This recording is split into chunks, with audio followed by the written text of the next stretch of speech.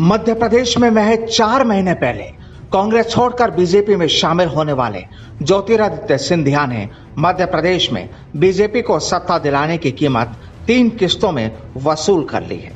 सबसे पहले Shivraj mini cabinet में सिंधिया अपने 2 समर्थकों को मंत्री बनाने में कामयाब रहे।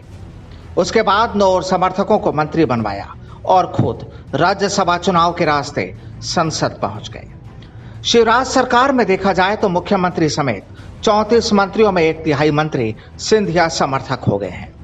लेकिन मंत्रिपरिषद में अब 14 मंत्री ऐसे हैं जिन्हें अपना मंत्री पद बचाए रखने के लिए आने वाले 3 महीने में उपचुनाव जीतना जरूरी है। नहीं तो ये 14 न तो विधायक रहेंगे और न ही मंत्री।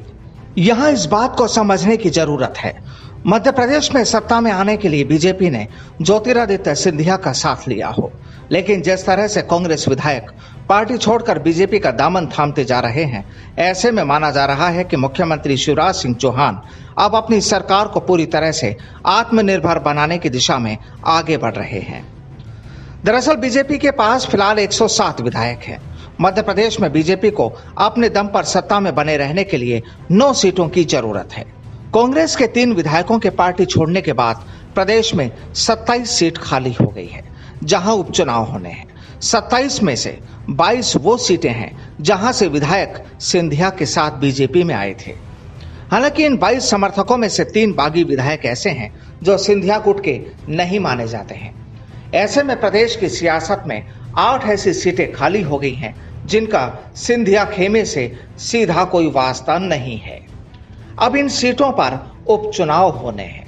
अब शिवराज सिंह चौहान ऐसे राजनीतिक समीकरण बनाने में जुटे हैं जिसके दम पर वो पार्टी में हुंकार भर सके और सिंधिया के प्रभाव और दबाव से मुक्त हो सके।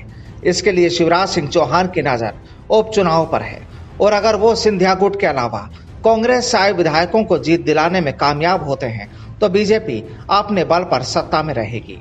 इसके साथ ही कुछ निर्दलीय विधायकों का भी समर्थन हासिल है।